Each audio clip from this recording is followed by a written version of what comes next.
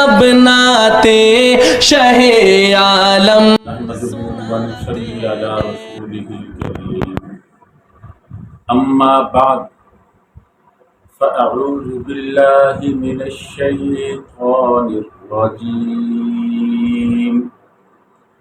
بسم الله الرحمن الرحيم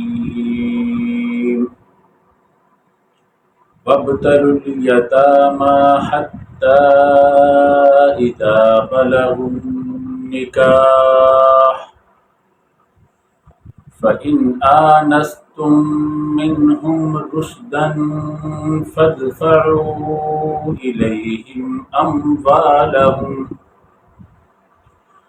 ولا تأكلوها إسرافا وبدارا أن يكبروا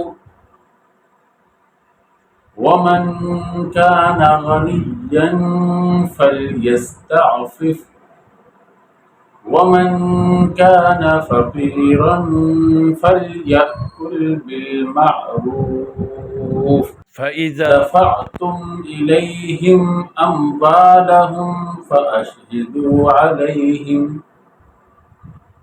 وكفى بالله حسيبا صدق اللہ العظیم. اللہ رب العزت نے یتیموں کے بے سہارا لوگوں کے مال کھانے سے ظلماً ان کے مالوں کو استعمال کرنے سے منع فرمایا ہے. فرمایا جب یتیم بڑے ہو جائیں، سمجھدار ہو جائیں، اس آیت مبارکہ میں فرمایا تو ان کے مال ان کو دے دو، مگر دینے کی دو شرطیں یہاں بیان کی ہیں. نمبر ایک، وہ بالغ ہو جائیں. نمبر دو، وہ سمجھدار ہو جائیں. اسی لیے فرمایا وابتلوا الیتامى، یتیموں کو آزماتے رہو، ان کی تعلیم و تربیت کا انتظام کرتے رہو. یعنی یتیم بچوں کو کبھی کبھی کوئی سودا صرف لینے کے لیے بھیج دیا کرو. ایک تو یہ کہ ان کو سلیقہ آ جائے، دوسرا تمہیں معلوم ہو جائے گا کہ ان کو کس قدر سلیقہ آیا ہے، کس قدر ان کے اندر ہوشیاری ہے، سمجھداری ہے.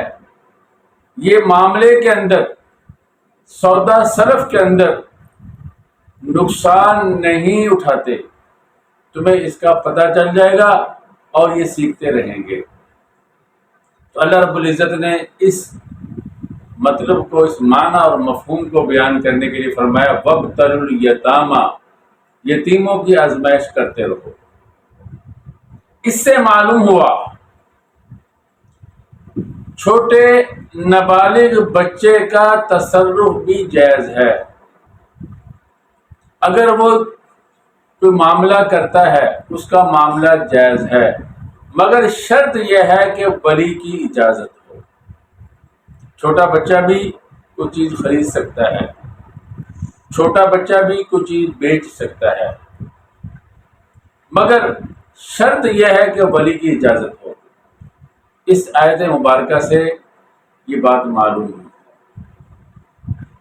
اس لیے کہ یتیموں کو، چھوٹے بچوں کو سودا صرف کے لیے بھیجنے کا مقصد ہی کیا ہے؟ اگر ان کا معاملہ ٹھیک نہ ہو تو ولی کی اجازت سے ان کا معاملہ ٹھیک ہو جاتا ہے. آگے اللہ رب العزت فرماتے ہیں وابتلوا الیتامى حتی اذا بلغوا النکاح، حتیٰ کہ وہ نکاح کی عمر کو پہنچ جائے. یعنی یتیموں کا مال کب تک ان کے سپرد نہیں کرنا، فرمایا وہ نکاح کی عمر کو پہنچ جائے. یعنی نکاح کی عمر کیا ہے؟ بلوغ کی عمر. جب وہ بلوغ کی عمر کو پہنچ جائیں تو پھر اگر تم محسوس کرو، پھر تجربہ کرنے سے تمہیں معلوم ہو کہ ان کے اندر ہوشیاری، سمجھداری، تمیزداری پیدا ہو گئی، تو تم تب ان کے مال ان کے سپرد کر دو۔ بلوغ کی عمر کیا ہے؟ اس کے بارے میں صحیح قول یہ ہے، اگر بلوغ کی علامات ظاہر ہو گئی، مثلا بچہ خود اعتراف کرتا ہے کہ میں بالغ ہو گیا ہوں، یا پھر جو بلوغ کی علامات ہیں ان سے معلوم ہو گیا۔ بلوغ کی علامات 5 ہوتی ہیں عام طور پر: زیر ناف بالوں کا اگنا، بچوں میں احتلام، عورتوں میں حیض اور حمل۔ اگر کوئی علامت ظاہر نہیں ہوتی تو پھر سن کے لحاظ سے، عمر کے لحاظ سے بلوغ کا حکم لگا دیا جاتا ہے۔ وہ عمر کیا ہے؟ وہ عمر 15 سال کی عمر ہے۔ 15 سال کی عمر کو جو بچہ پہنچ جاتا ہے، 15 سال کا ہو جاتا ہے، اور اس کے اندر بلوغ کی کوئی علامت ظاہر نہیں ہوتی، پھر بھی اسے بالغ ہی سمجھا جائے گا۔ اگر بلوغ کی علامات ظاہر ہو جاتی ہیں، خواہ وہ 13 سال کا ہو یا 12 سال کا ہو، تو وہ بالغ ہی شمار ہوگا۔ تو اللہ رب العزت فرماتے ہیں حتی اذا بلغوا النکاح، جب بلوغ کی عمر کو پہنچ جائیں، فإن آنستم منہم رشدا، پھر تم ان سے رشد، معاملات میں ہدایت، تمیزداری، سمجھداری، عقل مندی، ہوشیاری ان کے اندر پاؤ اور ان سے محسوس کرو، تو تم ان کے اموال ان کے سپرد کر دو۔ اب ایک مسئلہ اور ہے، وہ یہ ہے کہ اگر کوئی بچہ سمجھدار ہوتا ہی نہیں، آخر سمجھدار کی حد کیا ہے؟ کہ جس حد کو بچہ پہنچ جائے سمجھداری کی، وہ کیا حد ہے؟ کہ ان کے مال ان کے سپرد کر دیے جائیں۔ تو اس میں اللہ رب العزت نے رشدن فرمایا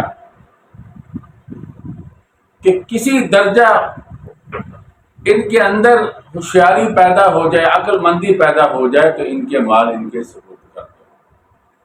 چنانچہ اگر مکمل طور پر عقل مند نہیں ہوئے، ہوشیار نہیں ہوئے، اور نکاح کی عمر کو پہنچ گئے، پھر بھی مال ان کے سپرد نہیں کریں گے، اور جو بڑے جید علماء ہیں انہوں نے فرمایا کہ 25 سال کی عمر کو اگر پہنچ جائیں، بلوغ کی عمر 15 سال، پھر 10 سال اور ہو گئے، اس 10 سال میں بچپن کے اثرات ختم ہو جاتے ہیں، بچپن کی بے سمجھیاں، کم فہمیاں وہ ختم ہو جاتی ہیں۔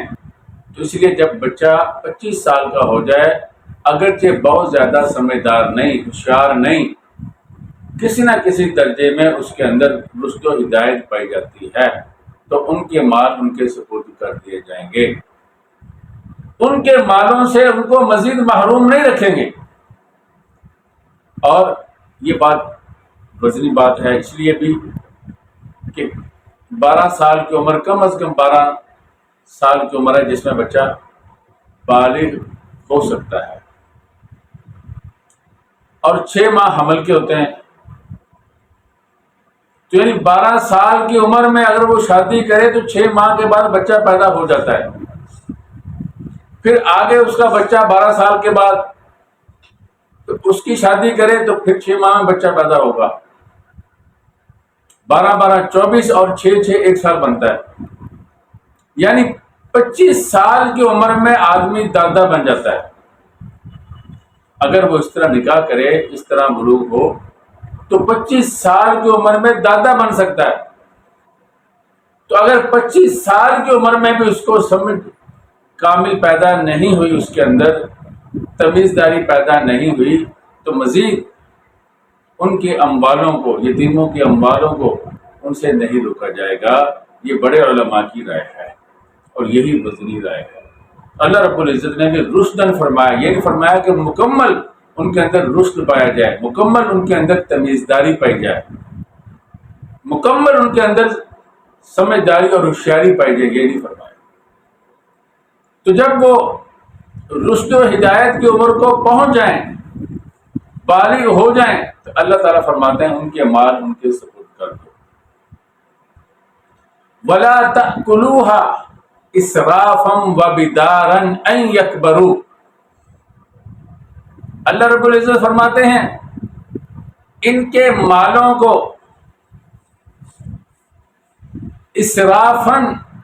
اسراف کرتے ہوئے، ضرورت سے زیادہ لیتے ہوئے استعمال نہ کرو. یعنی یتیم کا جو ولی ہے اگر وہ فقیر ہے تو وہ یتیم کے مال سے لے سکتا ہے، اس لیے کہ وہ محنت مشقت بھی کرتا ہے، اس کے مال کی حفاظت بھی کرتا ہے، دیکھ بھال بھی کرتا ہے، تو وہ اپنا خرچہ اس میں سے لے سکتا ہے بقدر ضرورت. تو اللہ تعالیٰ فرماتے ہیں بقدر ضرورت لو، اسرافن یعنی ضرورت سے زائد نہ لو اور نہ ہی ضرورت سے پہلے لو. وَبِدَارًا أَن يَكْبَرُوا، جلدی جلدی. بدارن یہ مصدر ہے اسرافن کی طرح، اسم فاعل کے معنی میں، جیسے اسرافن اسم فاعل کے معنی میں. جلدی جلدی کہ کہیں یہ بڑے نہ ہو جائیں. جب یہ بڑے ہو جائیں گے اپنے مال ہم سے لے لیں گے، اس ڈر سے جلدی جلدی کھانا شروع کر دیا، جلدی جلدی استعمال کرنا شروع کر دیا. اللہ تعالیٰ بولتے ایسے نہ کرو. یتیم کا مال ہے، اس کی حفاظت کرو، اس میں خیانت نہ کرو، اس میں بددیانتی کا شکار نہ ہو. ہاں ضرورت کے تحت لے سکتے ہو، ضرورت سے زائد اور ضرورت سے پہلے اس کو ہرگز نہ لو. لوگوں میں یہ رواج تھا، یتیم بچے کا مال ہے کافی زیادہ کسی کی ولایت میں، جب وہ دیکھتا کہ یتیم بچہ بالغ ہونے کے قریب ہے وہ جلدی جلدی استعمال کرنا شروع کر دیتا، زیادہ زیادہ اس کو استعمال کرتا تاکہ اس کے بالغ ہونے تک اس کا سارا مال ختم کر دے. اللہ تعالیٰ فرماتے ہیں خبردار، اللہ کا خوف اپنے دل میں پیدا کرو، اللہ کے سامنے تم نے پیش ہونا ہے، یہ معاملہ ہرگز نہ کرو. اور آگے اللہ تعالیٰ فرماتے ہیں وَمَنْ كَانَ غَنِيًّا فَلْيَسْتَعْفِفْ. اگر کوئی مالدار ہے، ولی اگر مالدار صاحب استطاعت ہے، اس کے پاس اپنے گزارے کے لیے اور مال موجود ہے تو وہ اس کے مال سے بچتا رہے. وَمَنْ كَانَ فَقِيرًا، اگر فقیر ہے، محتاج ہے، اس کا کوئی اور ذریعہ آمدن نہیں ہے، فَلْيَأْكُلْ بِالْمَعْرُوفِ، تو معروف طریقے کے مطابق اس کو استعمال کر سکتا ہے.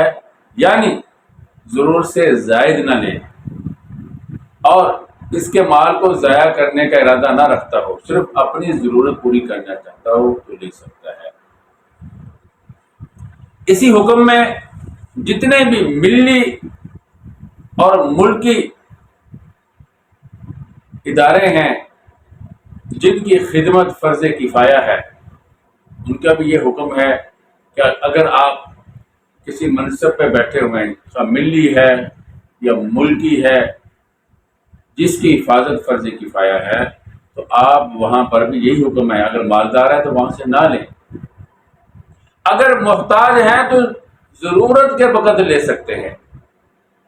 اور آج کل جو لوگ ملکی یا ملی مناصب پہ فائز ہوتے ہیں، تنخواہ کچھ ان کی مقرر ہوتی ہے، مگر بے دردی سے جو لکھی ہوئی تنخواہ مقرر ہوتی ہے اس سے زائد مال استعمال کرتے ہیں.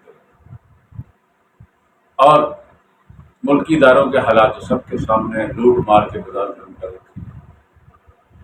اسی کی وجہ ہے کہ آج ملک انتہائی تنزلی کا شکار ہے. تو اللہ رب العزت سب کو ہدایت عطا فرمائے. تو ضابطہ یہی ہے، اگر کوئی مالدار ہے تو وہ نہ لے، بچتا رہے، اگر کوئی محتاج ہے تو وہ لے سکتا ہے. فَإِذَا دَفَعْتُمْ إِلَيْهِمْ أَمْوَالَهُمْ، پھر جب تم ان کو ان کے مال سپرد کر دو، وہ بالغ ہو گئے، تم نے تجربہ کر لیا کہ یہ ہوشیار بھی ہو گئے، عقل مند بھی ہو گئے، تو اب تم نے ان کے مال ان کے سپرد کر دیے. فَإِذَا دَفَعْتُمْ إِلَيْهِمْ أَمْوَالَهُمْ فَأَشْهِدُوا عَلَيْهِمْ، تو ان کے اوپر گواہ بنا لو کہ یہ دیکھو ان کے مال ہم نے ان کے سپرد کر دیے ہیں، تاکہ اگر کہیں جھگڑے کی نوبت آ جائے تو یہ گواہ کام ہے. وَكَفَى بِاللَّهِ حَسِيبًا، اللہ رب العزت کافی ہیں حساب کرنے کے لحاظ سے. اگر کوئی اللہ رب العزت کے دیے ہوئے احکامات میں خرابی پیدا کرے گا، بددیانتی کا مرتکب ہوگا، تو اللہ رب العزت اس سے حساب لیں گے. اگر کوئی دیانتداری سے یہ کام کرے گا تو اللہ رب العزت اس کو جزا بھی دیں گے. آپ لوگوں کی نظروں سے بچ سکتے ہیں مگر اللہ سے کوئی نہیں بچ سکتا. اسی کا یہ قانون ہے اور وہ اپنے قانون کے اوپر عمل کرنے والوں کو خوب جانتے ہیں، اور جو اس قانون کے باغی ہیں یا اس میں خیانت کے مرتکب ہوتے ہیں اللہ ان کو بھی جانتے ہیں.